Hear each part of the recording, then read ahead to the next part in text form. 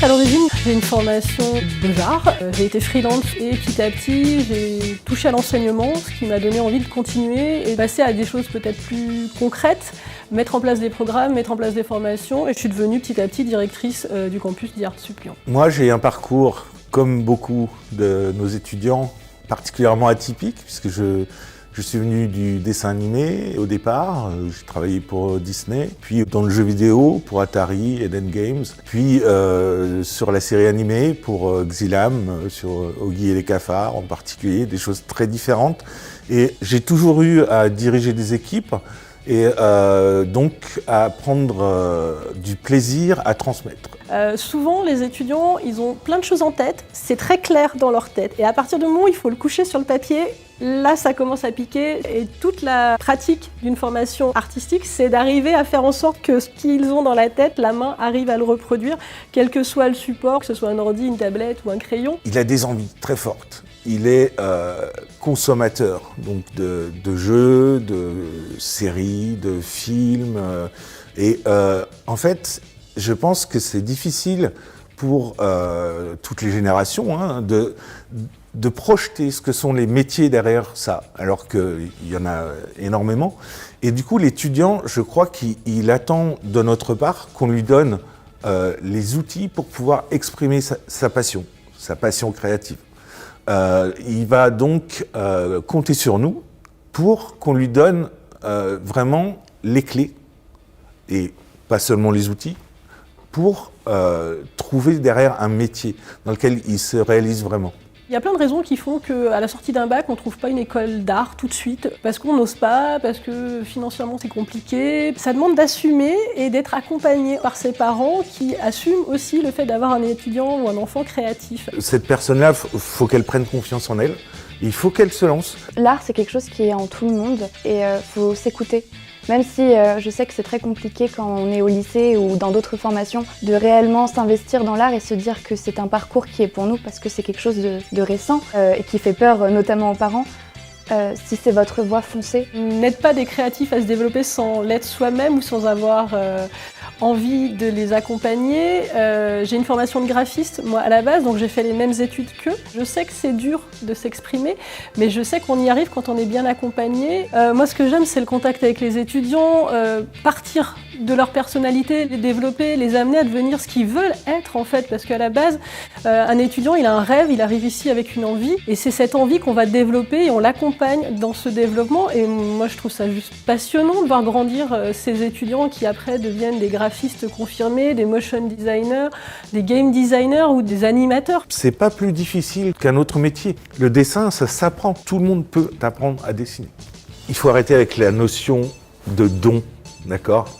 Ce n'est pas un don de savoir dessiner, de savoir s'exprimer. Il n'y a pas de bonne fée qui se penche sur les berceaux avec une baguette magique et qui dit « Ah ben, toi, tu seras un super dessinateur ». Non, c'est du travail, c'est énormément de travail. Il y a des gens qui sont créatifs déjà depuis le début et d'autres qui justement ont toujours eu cette petite passion créative mais ne se sont jamais attardés dessus. Ils n'ont peut-être pas eu les renseignements nécessaires et surtout, ils n'ont pas eu beaucoup de présentations sur les possibilités d'exercer des métiers créatifs, d'accord, et qui ont toujours pratiqué ça à côté, hein, comme un hobby, et qui finalement, en dernière année de lycée, se disent que en fait, voilà, c'est vraiment, j'ai envie de vivre de ça.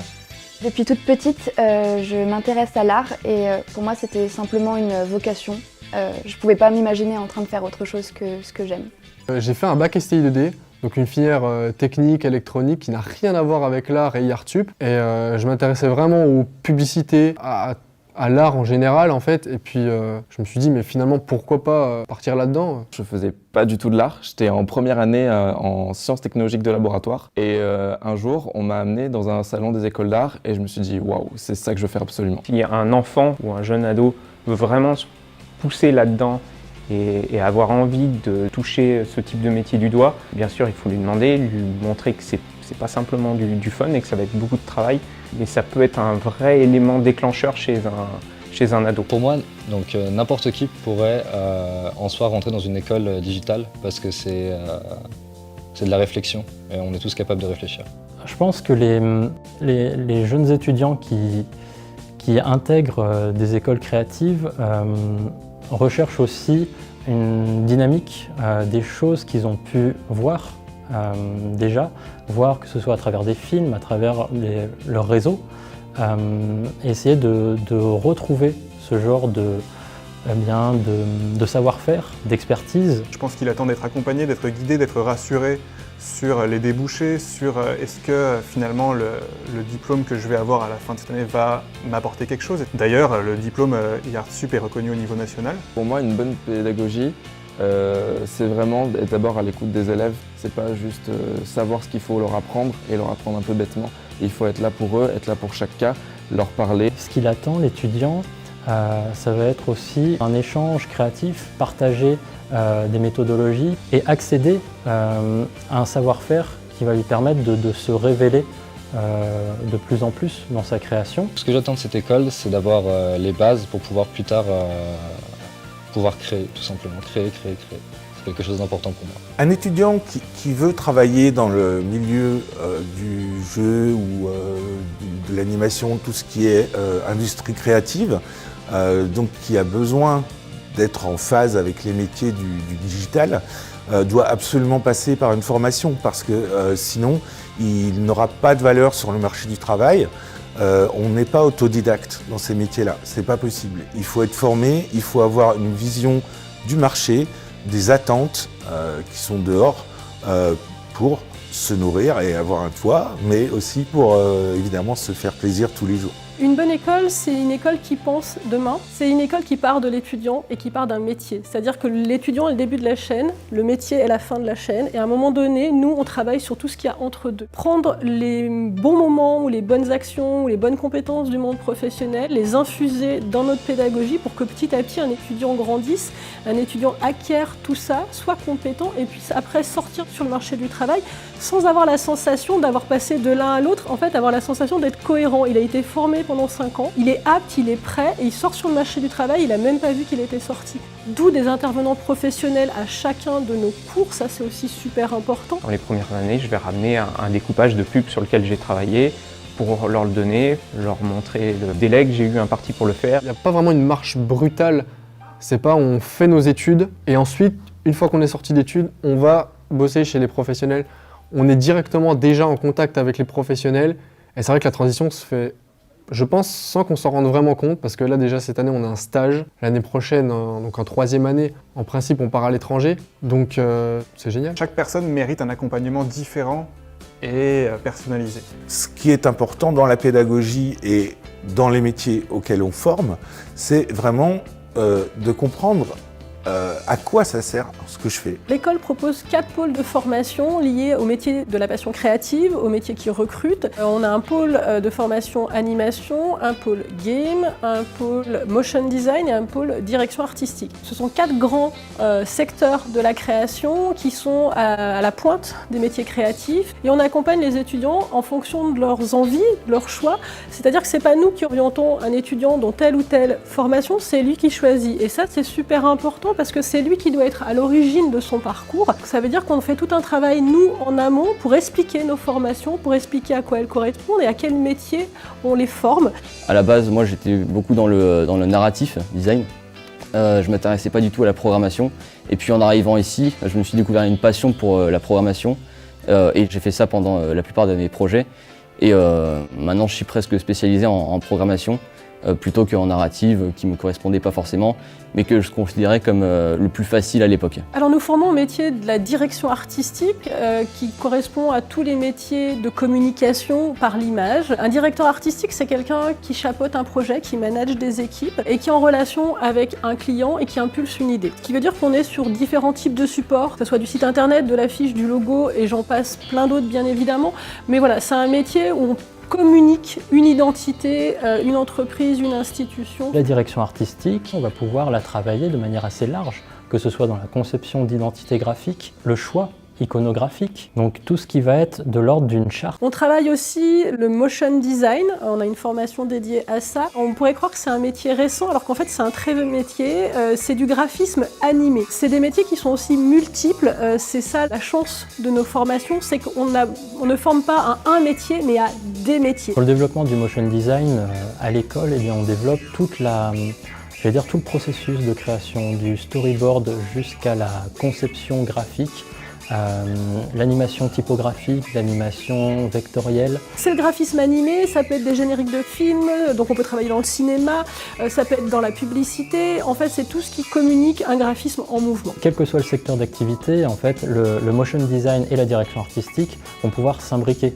dans une commande. Nous formons aussi au métier de l'animation, 2D, 3D, donc là c'est pareil, c'est un secteur super vaste qui va du film en passant par la publicité, il peut y avoir aussi du motion à l'intérieur. Je dirais que les étudiants qui sont intéressés par l'animation, c'est des étudiants qui veulent raconter une histoire. L'animation regroupe beaucoup de métiers. En termes de pré-production, on va parler de scénario, de storyboard, de layout, de key artist, de concept artist, art designer, jusqu'à après la modé, où là c'est pareil, l'animation, lighting, texture, modélisation, il y en a beaucoup. Et notre dernière formation, c'est le game. Là, on est sur autre chose, on est sur des penseurs, on est sur des étudiants qui ont envie de stratégie, qui veulent penser des concepts pour mettre en place un jeu, bien évidemment, mais on a des game designers maintenant à la Poste, on a des game designers au CERN, c'est-à-dire que ce métier-là, il est en train de se développer et c'est pas juste un métier de gamer comme on pourrait le penser. Il y a autant de profils de game designers différents que de game designers. On ne forme pas à un métier spécifique du game, on forme à tous les métiers du game. On va donner à chaque étudiant une sensibilisation à ce que sont les métiers de l'art, de la programmation, du design, mais aussi du son. Donc c'est très riche, c'est très varié, et on ne veut pas le forcer dans une voie qui ne va pas être la sienne, parce que, encore une fois, quand il arrive dans cette formation, il ne peut pas avoir conscience de ce que c'est que créer un jeu, il ne peut pas avoir conscience de tous les métiers que ça implique.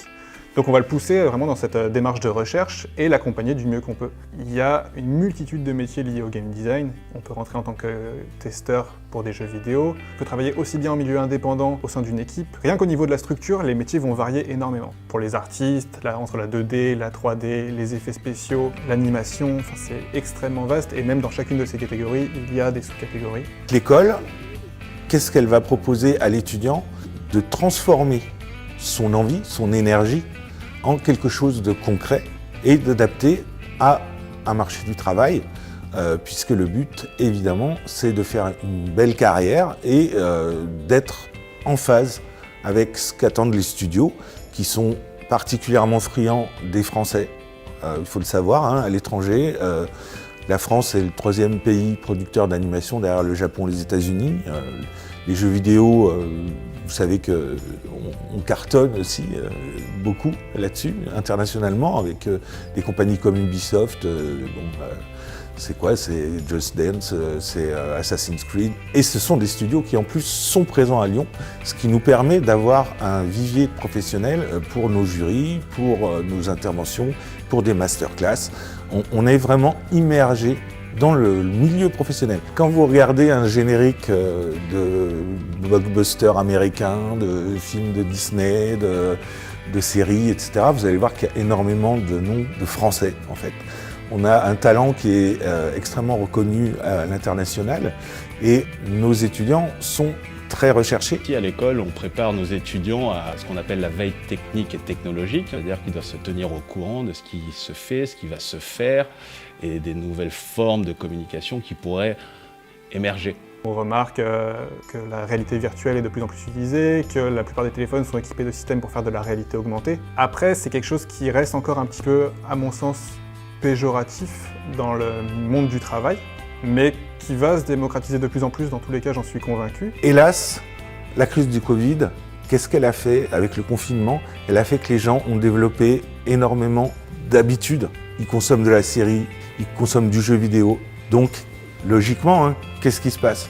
Eh bien, des géants comme Netflix, comme Amazon, ils se mettent à faire du jeu vidéo, ils se mettent à faire de la série. Le Covid, en fait que les débouchés vont être là, dans ces prochains mois, absolument énormes. Et donc, il va y avoir presque une pénurie de professionnels, parce que par rapport à ça, il faut former des gens, il faut qu'ils soient compétents. Et l'attente du monde extérieur, elle est énorme. Pendant le confinement, les ventes de consoles ont explosé. Donc je parlais du Covid, mais les habitudes de consommation, elles sont prises. Vous êtes dans le métro, dans le tramway. Combien de personnes sont en train de jouer sur leur téléphone? C'est incalculable. Toutes ces expériences digitales ludiques, elles sont là pour durer. Les habitudes de consommation de produits culturels, elles ne seront que de plus en plus développées en fait dans les années à venir. Et puis même auprès des grandes structures, on remarque très vite que de plus en plus, elles font appel à des sociétés de jeux vidéo pour faire leur publicité, pour faire donc ce qu'on peut appeler aussi des serious games. Donc non, le jeu vidéo a un grand avenir devant lui et ne cessera jamais d'évoluer, à mon sens. À nos nouveaux étudiants, je leur dis une chose très simple, votre carrière professionnelle, elle a commencé le jour où vous avez ouvert la porte de notre école. Vous allez travailler avec des gens qui sont aujourd'hui vos intervenants, vos professeurs, qui seront peut-être vos patrons. Votre voisin, c'est votre futur collègue, potentiellement. Donc votre carrière professionnelle, elle commence dans l'école. Vous faites déjà votre réputation. La grande force avec Yartsup, c'est qu'on a la chance d'être dans un espace multicampus. Donc on travaille avec l'école Epitech, avec l'école ISEG et avec l'école XP. Et ça, c'est une vraie richesse. On est dans une pépinière où nos étudiants créatifs sont confrontés à des informaticiens, à des gens du marketing, à des gens du e-sport. Et c'est de cette collaboration, de cette rencontre que nos étudiants s'enrichissent et se développent. C'est-à-dire qu'un étudiant Yartsup, quand il sort, c'est pas juste un créatif. C'est un créatif qui a la notion d'une chaîne de production, d'un pipe comme on dit.